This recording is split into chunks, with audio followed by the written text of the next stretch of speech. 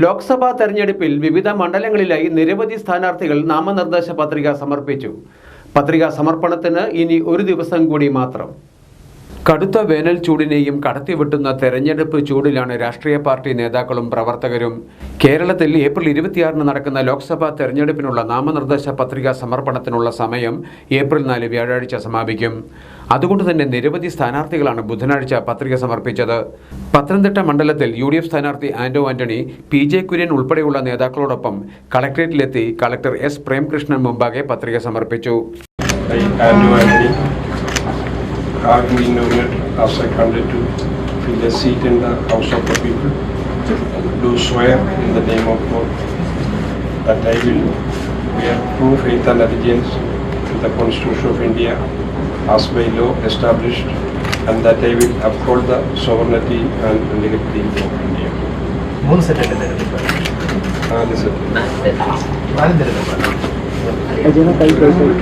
മൂന്ന് സെറ്റ് തരാം.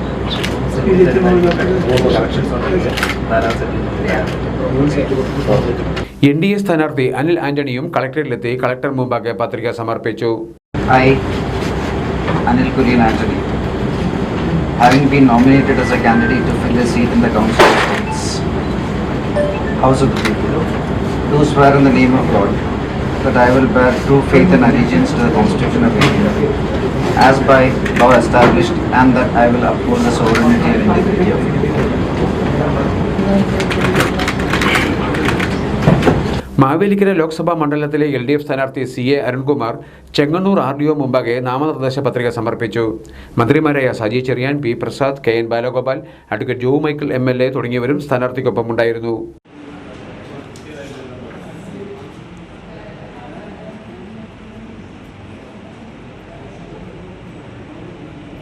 മാവേലിക്കര മണ്ഡലത്തിലെ SUCI സ്ഥാനാർത്ഥി K ബിമൽജിയും ചൊവ്വാഴ്ച RDO മുമ്പാകെ പത്രിക സമർപ്പിച്ചിരുന്നു.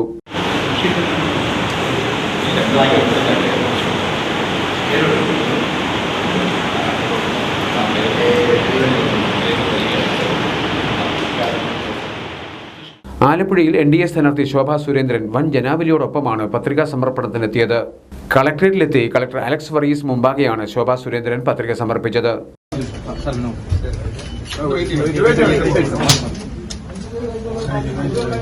പാർട്ടി ജില്ലാ പ്രസിഡന്റ് MV ഗോപകുമാർ ഉൾപ്പെടെയുള്ള നേതാക്കൾ സന്നിഹിതരായിരുന്നു. സംഭരണം കഴിഞ്ഞ് 15 ദിവസത്തിനുള്ളിൽ നെല്ലുവില നൽകാൻ സർക്കാർ നടപടി സ്വീകരിക്കണമെന്ന് കർഷക കോൺഗ്രസ് സംസ്ഥാന ജനറൽ സെക്രട്ടറി അലക്സ് മാത്യു. കർഷകരെ ഇനിയും ആത്മഹത്യയിലേക്ക് തള്ളിവിടരുതെന്നും അദ്ദേഹം മുന്നറിയിപ്പ് നൽകി. സംഭരിച്ചാലുടൻ നെല്ലുവില നൽകുമെന്നാണ് ബന്ധപ്പെട്ട വകുപ്പ് മന്ത്രിമാരുടെ പ്രഖ്യാപനം. എന്നാൽ ഇത്തരം പ്രഖ്യാപനങ്ങളിലൊന്നും ആരും വിശ്വസിക്കുന്നില്ലെന്ന് അലക്സ് മാത്യു തുറന്നടിച്ചു. എന്നാൽ സംഭരണം കഴിഞ്ഞ് 15 ദിവസത്തിനുള്ളിലെങ്കിലും നെല്ലുവില നൽകാൻ കഴിയണമെന്ന് അദ്ദേഹം ആവശ്യപ്പെട്ടു. പുളിങ്കുന്നിൽ KCV ന്യൂസ് പ്രതിനിധിയോട് സംസാരിക്കുകയായിരുന്നു അദ്ദേഹം. കുട്ടനാട്ടിലെ പുഞ്ച കൃഷിയുടെ കൊയ്ത്തുകൾ കഴിഞ്ഞ 3 ആഴ്ചയ്ക്ക് മുൻപ് ആരംഭിച്ചു. ഏകദേശം ഒരാഴ്ച അല്ലെങ്കിൽ 2 ആഴ്ച കൊണ്ട് കൊയ്ത്തുകൾ പരിപൂർണമായി പര്യവസാനിക്കും. ഈ നെല്ല് ഏറ്റെടുക്കുമെന്നും ഇതിൻ്റെ വില ഉടൻ കൊടുക്കും, അത് കാനറ ബാങ്കിലേക്ക് അയക്കാൻ തുടങ്ങിയിരിക്കും എന്നുള്ള സർക്കാരിൻ്റെ പ്രഖ്യാപനം ഞങ്ങൾ അത് മുഖവിലക്കെടുക്കുന്നില്ല. കാരണം എത്രയോ പ്രഖ്യാപനങ്ങൾ കഴിഞ്ഞ പ്രാവശ്യം കണ്ടതാണ്. ഈ നെല്ലിൻ്റെ വില നിങ്ങൾ ഉടൻ കൊടുക്കും എന്ന് പറഞ്ഞത് 15 ദിവസത്തിനകം കൊടുത്താൽ മതി. അത് കൊടുക്കണം. കൊടുത്തില്ലെങ്കിൽ ശക്തമായ സമരം ഞങ്ങൾ നടത്തും. ഈ വാഗ്ദാനങ്ങൾ പാലിക്കണം. പാലിച്ചില്ലെങ്കിൽ സമരം ചെയ്യും. കഴിഞ്ഞ പ്രാവശ്യം ഉണ്ടായതുപോലെ 3 പേരുടെ ആത്മകൂതി എല്ലാ വഴിയും മുട്ടി പണം കിട്ടാതെ വന്നപ്പോൾ ജീവിതം അവസാനിപ്പിച്ച് വിഷം കഴിച്ച് തൂങ്ങി മരിച്ച് ഒക്കെ ജീവിതം അവസാനിപ്പിക്കേണ്ടി വന്ന കഥകൾ ഈ പുഞ്ചകൃഷിക്ക് ആവർത്തിക്കാതിരിക്കാൻ ശക്തമായ നടപടി സ്വീകരിക്കണം എന്ന് വിനയപൂർവ്വം സംസ്ഥാന ഗവൺമെന്റിനോട് അഭ്യർത്ഥിക്കുകയാണ്. കർഷകർക്ക് അനുയോജ്യമായ സമയത്ത് പണം കിട്ടാതെ വരുന്നതാണ് അവരെ പ്രതിസന്ധിയിലാക്കുന്നത്. ഇത് ഒഴിവാക്കാൻ അധികാരികൾ ശ്രദ്ധിക്കണം. കർഷകരെ വീണ്ടും ദുരിതത്തിലാക്കാനാണ് അധികാരികൾ ശ്രമിക്കുന്നതെങ്കിൽ ശക്തമായ സമര പരിപാടികൾക്ക് രൂപം കൊടുക്കുമെന്നും അലക്സ് മാത്യു അറിയിച്ചു. നെടുമുടി വൈശ്യംഭാഗത്ത് ഹോം സ്റ്റേ ജീവനക്കാരി മരിച്ച നിലയിൽ. അസം സ്വദേശിനി കാസിറ കൗതും എന്ന 44-കാരിയെയാണ് ബുധനാഴ്ച രാവിലെ ദുരൂഹ സാഹചര്യത്തിൽ മരിച്ച നിലയിൽ കാണപ്പെട്ടത്. വൈശ്യംഭാഗത്ത് ആറ്റുതീരത്തുള്ള റിസോർട്ടിലെ ജീവനക്കാരിയാണ് ദുരൂഹ സാഹചര്യത്തിൽ മരിച്ചത്. രാവിലെ 6 മണിയോടെ ഹോം സ്റ്റേ അധികൃതർ കാസറയുടെ മുറിക്ക് വെളിയിലായി ഷാൾ കഴുത്തിൽ കുരുങ്ങി മുറുകിയ നിലയിലാണ് മൃതദേഹം കണ്ടത്. 3-4 മാസമായിട്ട് ജോലിയില്ല, കുഴപ്പമൊന്നുമില്ല, നല്ല സ്ത്രീയായിരുന്നു, യാതൊരു വിധമായ പ്രശ്നങ്ങളും ഇല്ലായിരുന്നു. ഇന്നലെ രാത്രി 10 മണിക്ക് എൻ്റെ മരുമകളായിട്ട് മരുമകൾ അച്ഛനും അമ്മയും വിടാനായിട്ട് അമ്പലപ്പുഴ റെയിൽവേ സ്റ്റേഷനിൽ പോയിട്ട് അവർ തിരിച്ചു വന്നത് ഏകദേശം 11 മണിയായി. അന്നേരം വന്നു കഴിഞ്ഞ് അവർക്ക് നമുക്ക് ചോറും എല്ലാം കൊടുത്ത് പ്ലേറ്റും എല്ലാം കഴുകി ടേബിളും എല്ലാം വെച്ചിട്ട് അവസരമെല്ലാം കഴിഞ്ഞ് അങ്ങോട്ട് കിടക്കാൻ പോയി. ഇവരും അപ്പുറത്തേക്ക് കയറി. ഞങ്ങൾ ഇപ്പോഴത്തെ റൂമിൽ കിടപ്പാണ്. അതിക്കഴിഞ്ഞ് രാവിലെ ഒരു 6 മണി സാധാരണ 6-6:15 ചായ കൊണ്ടുവരുന്നതാണ്. 6:30 ചായ ഇല്ല. എന്നാൽ ഞാൻ വിളിച്ചിട്ട് കഥ എടുക്കുന്നില്ല. ഞാൻ വിചാരിച്ച് പാത്രം നോർമലി ബാത്റൂമിൽ പോയിരിക്കുമായിരിക്കുന്നു. എന്നിട്ട് അത് കഴിഞ്ഞ് ഞാൻ വന്ന് കിടന്നു. അത് കഴിഞ്ഞൊരു 10-25 മിനിറ്റ് കഴിഞ്ഞ് രണ്ടാമത് വിളിച്ചിട്ടും എടുക്കുന്നില്ല. ഞാനിന്നൊരു അടുക്കളയിൽ പോയി നോക്കിയപ്പോൾ കഥക വെളിയിൽ നിന്ന് കുറ്റിയിട്ടിരിക്കുക. വെളിയിൽ വന്ന് നോക്കിയപ്പോൾ 2 ബാഗ് പുറത്തിരിക്കും. ഒരു ബാഗും ഒരു ചാക്കും പുറത്തിരിപ്പുണ്ട്. അത് ഞാൻ ഇവിടെ വന്ന് പറഞ്ഞു കഴിഞ്ഞ് ഞങ്ങൾ വിചാരിച്ചു അവൾ ഏതെങ്കിലും പോയതായിരിക്കും എന്ന് വിചാരിച്ചു. അത് കഴിഞ്ഞ് മോള് വിളിച്ച് പറഞ്ഞു. മോള് താഴെ വന്ന് പാലം വരെ പോയി തിരക്കി. ഇനി അവിടെ എങ്ങാനും പോയിട്ടുണ്ടോ എന്ന് വിചാരിച്ചു. അവിടെ പോയിട്ട് അവിടെയും കണ്ടില്ല. തിരിച്ചു കൊണ്ടുള്ള ഞങ്ങളുടെ ടാങ്കിയിരിക്കുന്ന അവിടെ അങ്ങോട്ടേക്ക് അതിൻ്റെ പുറകിൽ നോക്കിയപ്പം കിടപ്പുണ്ട്. നെടുമുടി പോലീസ് കേസെടുത്ത് അന്വേഷണം ആരംഭിച്ചിട്ടുണ്ട്. എന്താണ് സംഭവിച്ചതെന്ന് അറിയില്ലെന്നും സംഭവത്തിൽ വ്യക്തത വരേണ്ടതുണ്ടെന്നും വാർഡ് മെമ്പർ പ്രതികരിച്ചു. CA, SP, DYSP ഇതെല്ലാവരും ഇവിടെ വന്നിട്ടുണ്ടായിരുന്നു. വന്നതിന് ശേഷം ഒരു പരിശോധനയ്ക്ക് ശേഷം പറഞ്ഞ കഴുത്ത് പാടുണ്ടെന്നാണ് നമ്മൾ അറിഞ്ഞത്. പക്ഷെ അതിനുശേഷം ഞങ്ങൾ സ്റ്റേഷനിൽ നിന്ന് വന്നു കഴിഞ്ഞ് നമ്മൾ നേരിട്ട് കണ്ട് കഴുത്തിൽ നമ്മുടെ ഷോളിട്ട് വലിച്ചു മുറുക്കിയാണ്. ഇപ്പോഴും കഴുത്തിൽ അത് അങ്ങനെ കിടപ്പുണ്ട്. കാതിൽ കമ്മലില്ല. കഴുത്തിൽ നമുക്ക് ഉണ്ടായിരുന്നില്ല അറിയത്തില്ല. മുക്കുത്തി കിടപ്പുണ്ട്. ബാക്കി നമുക്കൊന്നും അറിയത്തില്ല. ചെവിയുടെ ഈ ഭാഗത്ത് അങ്ങോട്ടായിട്ടൊരു പൊട്ടലോ അങ്ങനെ ഉണ്ടെന്ന് പറയുന്നു. അല്ലാതെ നമ്മൾ ഈ നാട്ടുകാരെ പോലെ പെട്ടെന്ന് അറിഞ്ഞു വന്നെന്നല്ലാതെ നമുക്ക് വേറൊരു വിവരം ഇവരെപ്പറ്റി ഒരു വിവരം അറിയത്തില്ല. ജില്ലാ പോലീസ് മേധാവി ഉൾപ്പെടെയുള്ളവർ സ്ഥലത്തെത്തി പരിശോധന നടത്തി. മൃതദേഹം വണ്ടാനം മെഡിക്കൽ കോളേജ് ആശുപത്രിയിലേക്ക് കൊണ്ടുപോയി. കടുത്ത വേനലിൽ വാഴ കരിഞ്ഞുണങ്ങി നശിക്കുന്നത് കർഷകർക്ക് വൻ നഷ്ടത്തിന് ഇടയാക്കുന്നു. വാഴപ്പള്ളി പഞ്ചായത്ത് 9-ാം വാർഡിലെ ഷാജൻ മണത്തുരുത്തിയുടെ വീടിനോട് ചേർന്നുള്ള കൃഷിയിടത്തിൽ കുലച്ച 250ഓളം ഏത്തവാഴയാണ് വേനൽ ചൂടിൽ ഉണങ്ങി ഒടിഞ്ഞു വീണത്. വാഴത്തോട്ടത്തിലെ കുലച്ച വാഴകൾ പലതും കടുത്ത വേനലിൽ ഒടിഞ്ഞു തൂങ്ങി. കഴിഞ്ഞ വർഷം 18 കിലോ വരെയുള്ള കുല ഓരോ വാഴയിൽ നിന്നും ലഭിച്ചിരുന്നതാണ്. ഷാജന്റെ കർഷക ജീവിതത്തിനിടയിൽ ആദ്യമായാണ് ഇത്തരമൊരു ദുരവസ്ഥ നേരിടേണ്ടി വന്നതെന്ന് അദ്ദേഹം പറയുന്നു. 250 വാഴയോളം ഈ പ്രാവശ്യം കൃഷി ചെയ്തത്. അത് ഉണക്ക് വന്നു.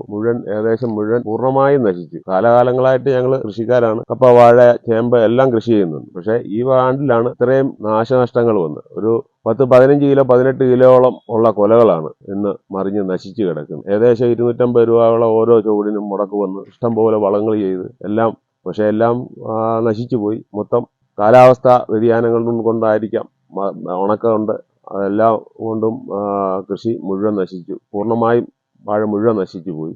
ഇനി എന്ത് ചെയ്യണമെന്ന് അറിയത്തില്ല. എന്നാലും അടുത്ത കൊല്ലം വീണ്ടും വേറെ വാഴ വെച്ചിട്ടുണ്ട്.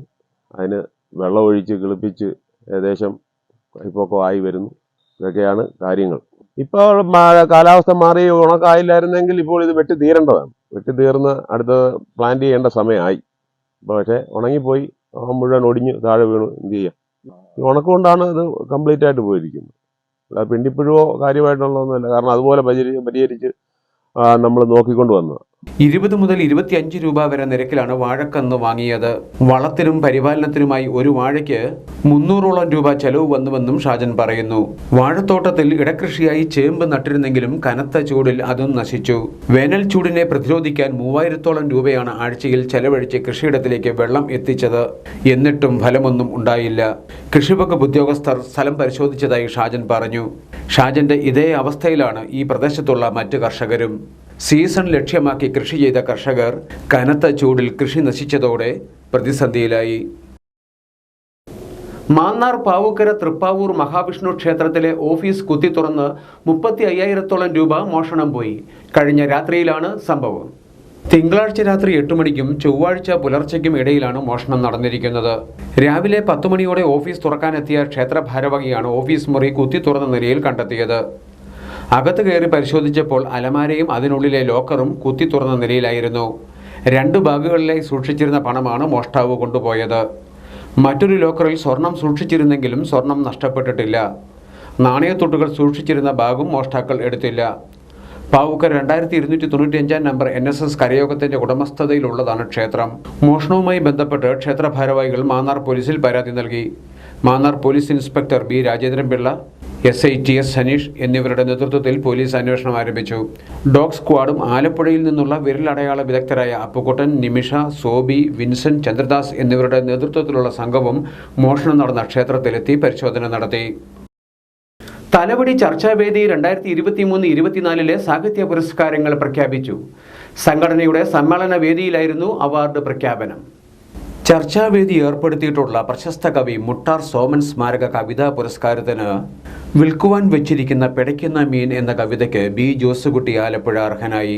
TV കൊച്ചുബാബ കഥാപുരസ്കാരം, അയ്യപ്പ പണിക്കർ കവിതാ പുരസ്കാരം, മുണ്ടൂർ കൃഷ്ണൻകുട്ടി കഥാപുരസ്കാരം എന്നിവ ലഭിച്ചിട്ടുള്ള എഴുത്തുകാരനാണ് B. ജോസുകുട്ടി. കേരളഭൂഷണം ഓൺലൈൻ ലേഖകനും SBS ന്യൂസ് ചാനൽ എഡിറ്ററുമാണ് ആലപ്പുഴ സ്വദേശിയായ ഈ എഴുത്തുകാരൻ. പ്രശസ്ത സാഹിത്യകാരൻ BR പ്രസാദിന്റെ സ്മാരകമായി ചർച്ചാവേദി ഏർപ്പെടുത്തിയിട്ടുള്ള കഥാപുരസ്കാരത്തിനുള്ള അവാർഡ് ജിജ അനിരുദ്ധൻ തൃശൂരിന്റെ മസിനഗുഡിയിലെ രാജാവ് എന്ന കഥ അർഹമായി. 2023 മാടമ്പ് കുഞ്ഞിക്കുട്ടൻ സ്മാരക കഥാപുരസ്കാരവും ഈ കൃതിക്ക് ലഭിച്ചിട്ടുണ്ട്. KSRTCയിൽ കണ്ടക്ടറായി ജോലി ചെയ്യുന്ന ഈ എഴുത്തുകാരി തൃശൂർ കുറ്റിമുക്ക് സ്വദേശിനിയാണ്. സമഗ്ര സംഭാവനയ്ക്കുള്ള പ്രത്യേക അവാർഡിന് പ്രമോദ് വെളിയനാട് അർഹനായി. കഴിഞ്ഞ 25 വർഷക്കാലം മലയാള നാടകവേദിക്കും ഇപ്പോൾ മലയാള സിനിമയ്ക്ക് നൽകിക്കൊണ്ടിരിക്കുന്ന സംഭാവനകൾ കണക്കിലെടുത്താണ് പ്രമോദ് വെളിയനാടിന് അവാർഡിന് തെരഞ്ഞെടുത്തത്. അനാമിക ഹരിപ്പാട്, അന്നമ്മ കുരുവിള എന്നിവരായിരുന്നു ജഡ്ജിംഗ് കമ്മിറ്റി അംഗങ്ങൾ. ഒരു നക്ഷത്ര തിളക്കത്തോടുകൂടി തന്നെ അടയാളമാക്കേണ്ട ഒന്നാണ്. മനുഷ്യ ജീവിതത്തിന്റെ താത്വികമായ വശങ്ങളിലേക്ക് നമ്മെ ചിന്തിപ്പിക്കുകയും അർത്ഥതലങ്ങളിലേക്ക് ഒരിക്കൽ കൂടി ആസ്വാദകനെ നടത്തിക്കൊണ്ടുപോവുകയും ചെയ്യുന്നതിന് കരുത്താർജിച്ച ഈ കഥ എഴുതിയ കഥാകാരിക്ക് എല്ലാവിധത്തിലുള്ള ആശംസകളും അഭിനന്ദനങ്ങളും രേഖപ്പെടുത്തുന്നു. അടുത്തതായി വന്ന കവിതകളിൽ നിന്ന് നമ്മൾ തെരഞ്ഞെടുത്തത് വിൽക്കുവാൻ വെച്ചിരിക്കുന്ന പിടയ്ക്കുന്ന മീനുകൾ എന്ന കവിതയാണ്. അതിന്റെ കവിത എഴുതിയിരിക്കുന്നത് B. ജോസുകുട്ടി ആലപ്പുഴ. ബിംബാത്മകമായ വർണ്ണനകളാൽ ജീവിതത്തിന്റെ സമസ്ത തലങ്ങളിലേക്കും ചിന്തകളെ പ്രവഹിപ്പിക്കുന്ന ഒരു പുഴവഴി കണ്ടെത്താൻ കഴിഞ്ഞു വിൽക്കുവാൻ വെച്ചിരിക്കുന്ന പിടയ്ക്കുന്ന മീനുകളിൽ. ഏപ്രിൽ 13 തലവടി AD UP സ്കൂളിൽ ചർച്ചാവേദി സംഘടിപ്പിക്കുന്ന 2ാമത് ഏകദിന സാഹിത്യ ക്യാമ്പിൽ പുരസ്കാരങ്ങൾ പ്രശസ്ത സാഹിത്യകാരൻ ഫ്രാൻസിസ് ടി മാവേലിക്കര വിതരണം ചെയ്യും. ചർച്ചാവേദിയുടെ സമ്മേളനത്തിൽ പങ്കെടുത്തുകൊണ്ട് പ്രസിഡന്റ് PV രവീന്ദ്രനാഥാണ് അവാർഡുകൾ പ്രഖ്യാപിച്ചത്. സ്മാരകമായി കൊടുക്കുന്ന ഒരു പുരസ്കാരം കവിതയ്ക്കും, BR പ്രസാദിന്റെ സ്മാരകമായി കൊടുക്കുന്ന ഒരു പുരസ്കാരം കഥയ്ക്കും ഈ വർഷം നൽകാനാണ് തീരുമാനിച്ചിരിക്കുന്നത്. ഇതിന്റെ കൂടുതൽ ആയിട്ട് ഞാൻ ഇതിന്റെ ആർക്കൊക്കെയാണ് ഇത് നൽകാൻ ഉദ്ദേശിക്കുന്നത് എന്ന വിവരം മാത്രം പ്രഖ്യാപിക്കുകയാണ്. മുട്ടാർ സോമൻ സ്മാരക കവിതാ പുരസ്കാരം ആലപ്പുഴ ജോസുകുട്ടി B. ജോസുകുട്ടി എന്ന യുവകവിക്കാണ്. BR പ്രസാദിന്റെ സ്മാരകമായി നൽകുന്ന കഥാപുരസ്കാരം ജിജ അനിരുദ്ധൻ തൃശൂരാണ്. Secretary R. Mohan, treasurer KP Kunjumon, Anamika Harippad, VP Mathew, Ajith Pisharath, MG Kochumon, Kuruvila Abraham, Raveendrankutty എന്നിവർ സമ്മേളനത്തിൽ പങ്കെടുത്തു. കാലത്തിനൊത്തു മാറുകയാണ് ചങ്ങനാശ്ശേരി ആനന്ദാശ്രമം UP സ്കൂൾ. വേനൽ ചൂടിലും ഇവിടെ വിദ്യാർത്ഥികൾ കൂളായി പഠിക്കും. കനത്ത വേനൽ ചൂടിൽ നിന്നും രക്ഷ നേടാൻ ആനന്ദാശ്രമം UP സ്കൂളിൽ LKG വിദ്യാർത്ഥികളുടെ ക്ലാസ് മുറിയിൽ AC സംവിധാനം ഒരുക്കിയിരിക്കുകയാണ് സ്കൂൾ അധികൃതർ. കൊടും ചൂടിൽ ക്ലാസ് മുറികൾക്കുള്ളിൽ കുട്ടികൾ വിയർത്തൊലിച്ചിരിക്കുന്ന അവസ്ഥ കണ്ട് പ്രധാനാധ്യാപിക TV സിന്ധുവാണ് AC വയ്ക്കാമെന്ന ആശയം മുന്നോട്ട് വെച്ചത്. സ്വകാര്യ വ്യക്തിയുടെ സ്പോൺസർഷിപ്പ് സഹായത്തോടെയാണ് 20 കുട്ടികൾ പഠിക്കുന്ന LKG ക്ലാസ് മുറിയിൽ AC സജ്ജീകരിച്ചത്. മറ്റ് ക്ലാസ് മുറികളിലും AC സംവിധാനം ഒരുക്കുവാനുള്ള തയ്യാറെടുപ്പിലാണ് സ്കൂൾ അധികൃതർ. സന്നദ്ധ വ്യക്തികളുടെ സഹകരണത്തോടെയും പ്രധാനാധ്യാപകരുടെ നേതൃത്വത്തിൽ ലോൺ എടുത്തും വിദ്യാർത്ഥികൾക്കായി ഒട്ടേറെ സൗകര്യങ്ങളാണ് ഈ സ്കൂളിൽ ഒരുക്കിയിരിക്കുന്നത്. നമ്മളിപ്പോൾ ഈ LKG UKG സെക്ഷൻ മാത്രമാണ് ഇവിടെ AC വെച്ചത്. AC വെക്കാനുണ്ടായ സാഹചര്യം എന്നൊക്കെ പറഞ്ഞാൽ നമ്മൾ ഈ ഉച്ച കഴിഞ്ഞ് ഈ മക്കളെ ഒരു 2 മണിയൊക്കെ ആകുമ്പോഴത്തേനും നമ്മൾ ഫുഡൊക്കെ കിടത്തി പയ്യൊന്ന് ഉറങ്ങും അതുങ്ങൾ. അപ്പോൾ ഞാൻ ഒരു ദിവസം ചെന്ന് നോക്കിയപ്പോൾ ഭയങ്കര ചൂടി, കഴുത്തിൻ്റെ സൈഡിൽ കൂടെ അങ്ങ് വേർത്തൊഴുകി ഒരു നല്ലൊരു ഉറക്കമൊന്നും ഇല്ല. അപ്പോൾ കണ്ടപ്പോൾ നമുക്കൊരു ബുദ്ധിമുട്ട്. അപ്പോൾ അങ്ങനെ അത് കണ്ടപ്പോൾ ഞാൻ നമ്മുടെ ചങ്ങനാശ്ശേരി തന്നെ ഒരാളോട് ഇങ്ങനെ വിളിച്ചു ചോദിച്ചു, ഒരു സാറിൻ്റെ അടുത്ത് ഇങ്ങനെ ഒരു സംഭവം ഉണ്ടെന്ന് പറഞ്ഞു. അപ്പോൾ എനിക്ക് തന്നെ സത്യത്തിൽ ഒരു ഭയങ്കര അത്ഭുതം തോന്നി. കാരണം എന്താണെന്ന് വെച്ചിട്ടുണ്ടെങ്കിൽ രാവിലെ ഞാനൊരു 9 മണിക്ക് വിളിച്ച് പറഞ്ഞിട്ട് ഒരു 12:30 ശരിക്കും ACയുടെ അവിടുന്ന് ആൾ വന്നു. പിന്നെ നമ്മളെ സംബന്ധിച്ചപ്പോൾ സ്കൂളിൻ്റെ പരിസരമൊക്കെ നമ്മൾ വൃത്തിയാക്കിയെടുത്തു. ഇത് മൊത്തം ചെളിയായിരുന്നു ഇവിടെ ഒക്കെ. മഴ പെയ്യുമ്പോൾ ഒക്കെ കുഞ്ഞുങ്ങൾ തീരെ ചെറിയ മക്കൾ, അപ്പോൾ അങ്ങനെ ഷൂസിനകത്തൊക്കെ വെള്ളം കയറി പോകാനൊക്കെ ആയിട്ടേ ഇവിടെ സ്കൂൾ ബസ് ഒന്നും നിന്നാലും സ്കൂളിനകത്തേക്ക് കയറാനൊക്കെ പാടായിരുന്നു. അപ്പം അതുകൊണ്ടാണ് നമ്മൾ ഇവിടെ ഇൻ്റർലോക്ക് ഇട്ടെടുത്തു, AC എല്ലാം റെഡിയാക്കി എടുത്തെടുത്തു. അവിടെ ആ മരമൊക്കെ ഭയങ്കര പൊക്കത്തിലാണ് നിന്നായിരുന്നത്, അതൊക്കെ ഒന്ന് വെട്ടി ലെവലാക്കി അതിൻ്റെ ചുറ്റും ഗ്രാനൈറ്റ് ഇട്ടെടുത്ത് ഇപ്പം അത്യാവശ്യം പിന്നെ നമുക്ക് നല്ലൊരു ലൈബ്രറി ഉണ്ട്, നല്ലൊരു പ്ലേ ഗ്രൗണ്ട് ഉണ്ട്. അങ്ങനെ കാലത്തിനൊത്തു മാറിയിരിക്കുന്ന ആനന്ദാശ്രമം UP സ്കൂളിൽ ഇനി കുട്ടികൾക്ക് കൂളായി പഠിക്കാം. മാന്നാർ നാഷണൽ ഗ്രന്ഥശാല ബാലവേദിയുടെ ആഭിമുഖ്യത്തിൽ പക്ഷികളെ പരിചയപ്പെടുത്തുന്ന പരിപാടി സംഘടിപ്പിച്ചു. ഇതിന്റെ ഭാഗമായി കിളികൾക്കുള്ള കുളം നിർമ്മാണവും നടത്തി. പക്ഷികളെ പരിചയപ്പെടുത്തുന്ന പരിശീലന പരിപാടിയിൽ പ്രശസ്ത പക്ഷി നിരീക്ഷകൻ ഹരികുമാർ ചിറ്റമ്മേത്ത് ക്ലാസ് നയിച്ചു.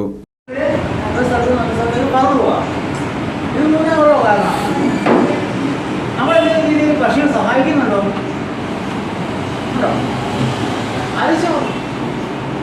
സഹായിക്കുന്നുണ്ടോ? അങ്ങനെയൊക്കെയാ സഹായിക്കുന്നത്. പരാഗണം, ഏതാ പരാഗണം? നമുക്ക് അറിയാവുന്ന ഉദാഹരണം പക്ഷികൾ പരാഗണം നടത്തുന്ന ഒരു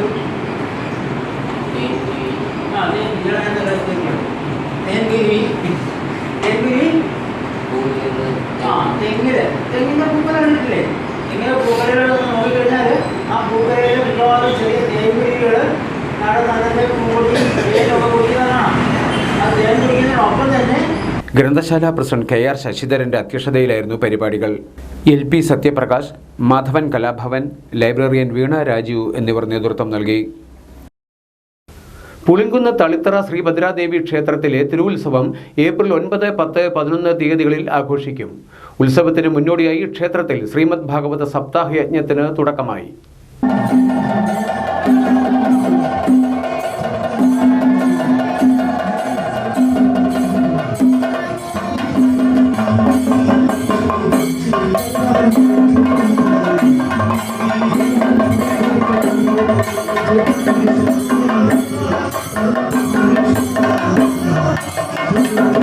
ചൊവ്വാഴ്ച വൈകുന്നേരം 5-ന് മങ്കൊമ്പ് ശ്രീ ഭഗവതി ക്ഷേത്രത്തിൽ നിന്നും പ്രതിഷ്ഠാഘോഷയാത്ര ആരംഭിച്ചു.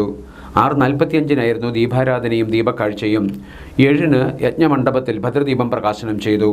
ക്ഷേത്രം രക്ഷാധികാരി തിരുവല്ല AS സോമപ്പണിക്കർ പ്രകാശന കർമ്മം നിർവഹിച്ചു. ക്ഷേത്രം മേൽശാന്തി കൈനഗിരി സാബു ശാന്തികൾ യജ്ഞശാലയിൽ വിഗ്രഹ പ്രതിഷ്ഠ നടത്തി. ബുധനാഴ്ച രാവിലെ 6-ന് മഹാഗണപതി ഹോമത്തിന് ശേഷം 7:30-ന് ശ്രീമദ് ഭാഗവത പാരായണത്തിന് ആരംഭം കുറിച്ചു.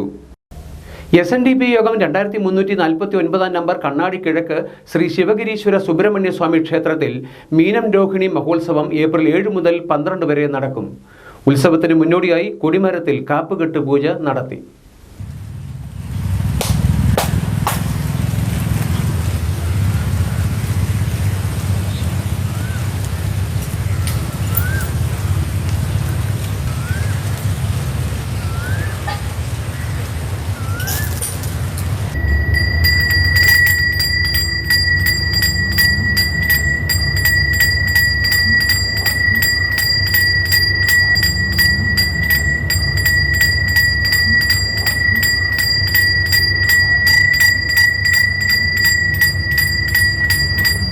ക്ഷേത്രം ശാന്തി അനൂപ് ശാന്തിയുടെ മുഖ്യ കാർമ്മികത്വത്തിലായിരുന്നു ചടങ്ങുകൾ.